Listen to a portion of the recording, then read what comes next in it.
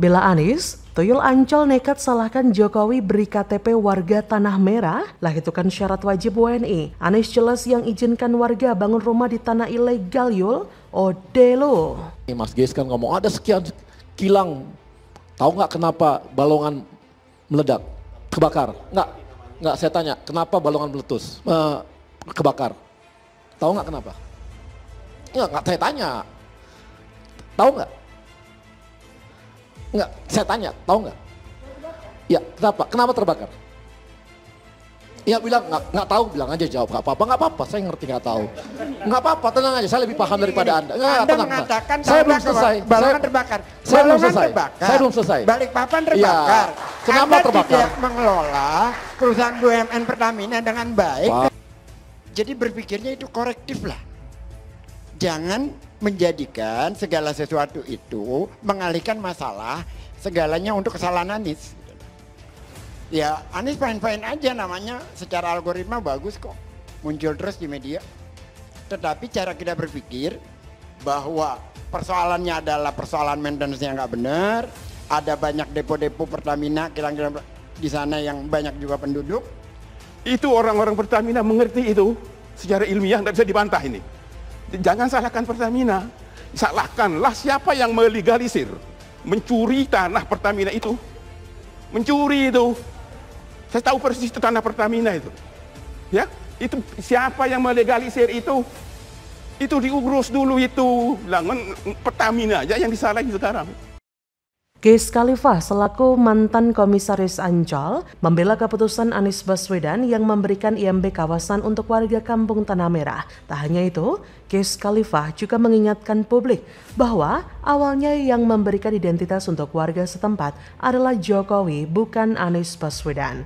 Kata Geis Khalifah seperti dilansir dari laman Twitternya Rabu 8 Maret, Jokowi memberi KTP dan bentuk RT RW di kampung tersebut. Menurutnya, Anies Baswedan menyerahkan IMB kawasan agar warga kampung Tanah Merah mendapatkan fasilitas yang memadai. Jika mantan gubernur DKI Jakarta tersebut tidak mengeluarkan kebijakan itu, Geis Khalifah menilai kondisi mereka akan lebih parah dari yang sekarang. Oleh karenanya, ia menegaskan Anies Baswedan tidak dapat disalahkan dalam peristiwa naas tersebut. Hal ini disebabkan karena jika Anies Baswedan tidak mengeluarkan IMB kawasan, warga setempat juga akan bertempat tinggal di lokasi yang sama seperti sekarang.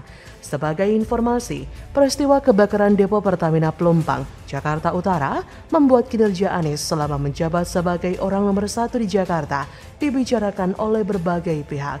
Faktor bahwa warga kampung Tanah Merah yang tinggal di area tidak layak huni dan pemberian IMB kawasan membuat nama Anies Baswedan semakin terpojok. Lebih lanjut, imbas dari insiden Pertamina ini membuat politikus PDIP Gilbert Simanjuntak meminta Anies untuk bertanggung jawab. Gilbert turut menyoroti penyerahan IMB kawasan kepada warga kampung Tanah Merah yang terjadi pada era kepemimpinan Anies. Ia berpendapat mestinya mantan Menteri Pendidikan ini melarang warganya untuk tinggal di kawasan yang lahannya adalah milik PT Pertamina. Memang jauh sebelum penerbitan IMB oleh Anies, mantan Gubernur Jakarta sebelumnya, Joko Widodo, telah menerbitkan KTP untuk 1.665 jiwa dan 715 KK dikeluarkan bagi warga yang berada di wilayah tersebut 13 Maret 2013. Hal itu bertujuan agar mempermudah pendataan seperti pemberian bantuan, sekolah, menikah, dan lain-lain. Jika tidak ada KTP, maka warga yang bertempat di kampung Tanah Merah akan kesulitan juga. Dan pemerintah juga akan kesulitan, misal ada pendataan soal bantuan sosial. Jadi saya rasa Jokowi tidak salah memberikan KTP kepada warga kampung Tanah Merah karena itu merupakan identitas resmi warga negara Indonesia. Maka dari itu insiden ini sepatutnya menjadi bahan refleksi dari banyak pihak, yaitu PT Pertamina, warga itu sendiri, dan pejabat ataupun politisi. Jika Pertamina memiliki kewajiban untuk memastikan wilayah di sekitar kilang minyaknya steril dari rumah warga, maka seharusnya warga pun harus tahu apa yang harus dilakukannya. Namun warga yang mengaku sudah tinggal berpuluh tahun di sana sama sekali tidak berniat untuk meninggalkan rumah yang telah mereka bangun. Padahal ancaman bahaya sudah jelas terlihat. Namun mungkin karena belum merasakannya, akhirnya masihlah mereka betah. Apalagi dengan adanya oknum politisi yang membuat mereka makin betah. Inilah yang menjadikan masalah ini berlarut-larut. Warga tersebut merasa berhak tinggal di sana karena juga merasa memiliki legalitas. Warga mungkin juga tidak sadar bahwa kebaikan oknum politisi yang selama ini ada justru membuat dirinya terancam dalam bahaya kapan saja. Warga tak sadar kalau sedang menjadi bahan politisasi karena sejumlah politisi mempolitisasi isu di Tanah Merah. Korban politik pun berkepanjangan.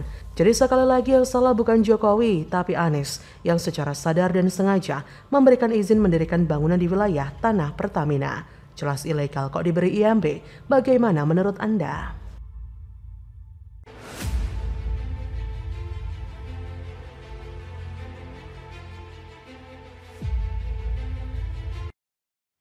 Formula E akhirnya jadi jebakan Batman. Mau tak mau harus dilanjutkan. Ditulis oleh Sardi dari laman siwar.com.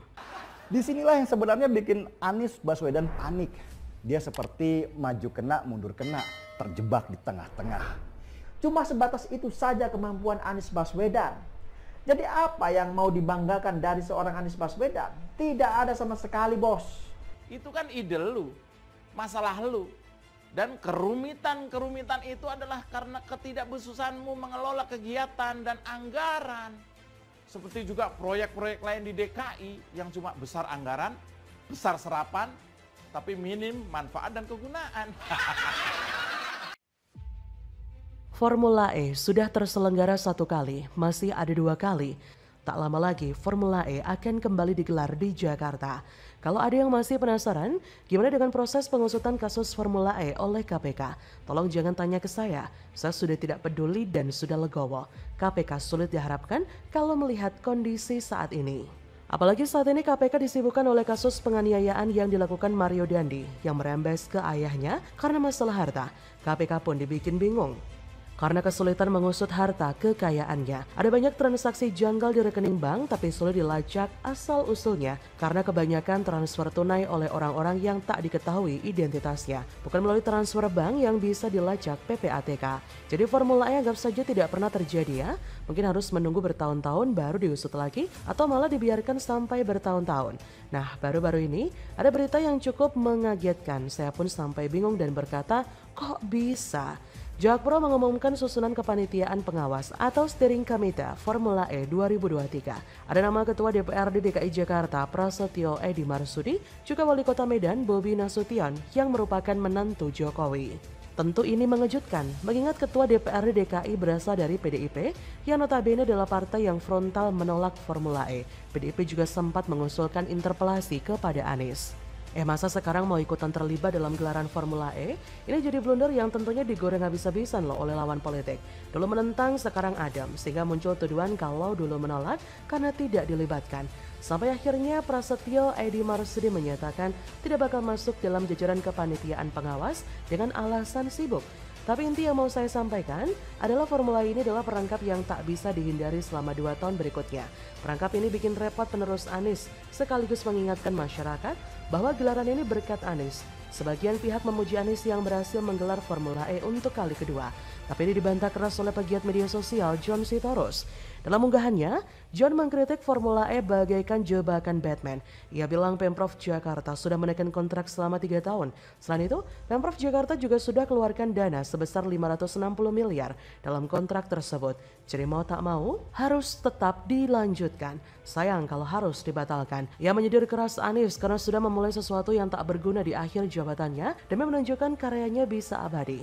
Ia berkata, ini berat jebakan Batman, memulai sesuatu yang useless di akhir jabatannya agar seolah-olah karyanya tetap abadi meski sudah lengser. John melanjutkan, Pemprov Jakarta akan mengalami kerugian besar jika sampai Formula E tidak dilanjutkan. Apalagi keuntungan yang didapat dari Formula E di 2022 cuma 5,29 miliar, modal 560 miliar tapi pemasukan cuma 1% dari modal. Gila bukan?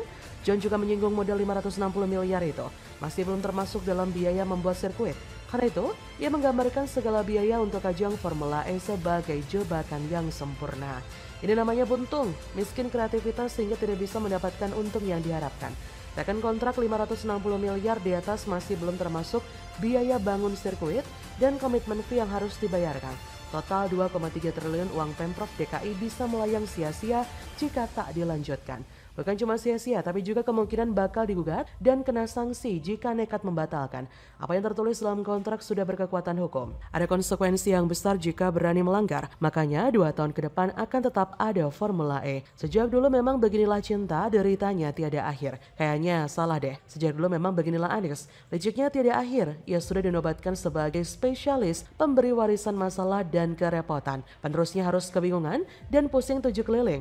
Program yang tidak presisius tapi dipaksa dan memaksa yang lain ikut melanjutkan. KPK mana nih KPK? Sudahlah, jangan banyak berharap. Bagaimana menurut Anda?